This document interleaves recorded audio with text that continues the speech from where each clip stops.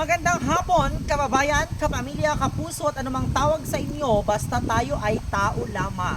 Narito po tayo sa pinakasikat na tulay ng Barangay Pigtigan na umano'y may nananakot.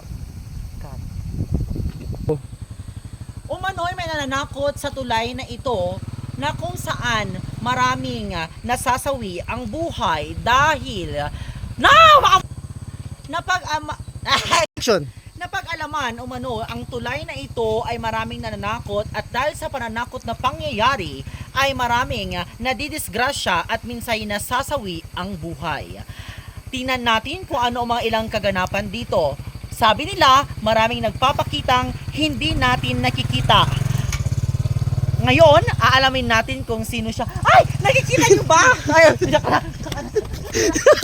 Action! ilang halimbawa na nagpapakita dito sa tulay na ito ay aking ipapaliwanag ngayon. Minsan, sa kalagitnaan ng tulay na ito, may nagpapakitang kabaong. Bigla lamang nagpapakitang kabaong dito na kung saan siyang ikinatatakot ng mga motorista. Kung hindi man kabaong,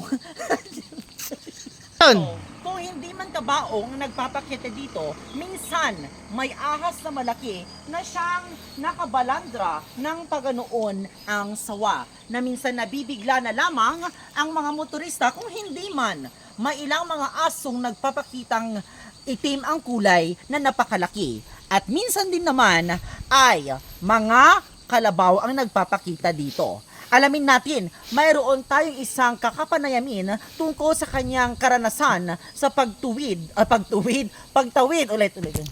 Action! Alamin natin ang naging karanasan ng ating kapapanayamin ngayong gabi. Ayun po, nagpapahabol po ang ating awon mangyari ito ng ating Ano papahabol talaga? Ano ito iba kakti? Action! narito po kapanayamin natin ang isang nakaranas ng pagkatakot sa tulay na ito.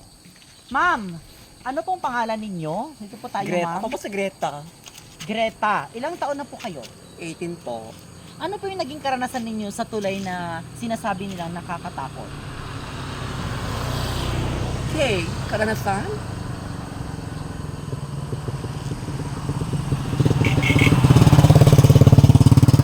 Ulit.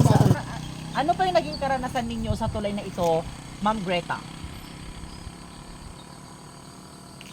Ako tumawa. Ako panunod ko eh. Action! Ma'am Greta, inuulit ko po yung tanong, ano po yung naging karanasan ninyo sa tulay na ito at kayo'y sobrang takot na takot? Paano yung takot? Tingnan nyo po mga kaibigan, sa sobrang takot at trauma ng ating kinapapanayam ay hindi po siya nakapagsasalita at tiyak nating nabaliw na siya sa takot. Ito po si Richard Martinez ang nag-uulat.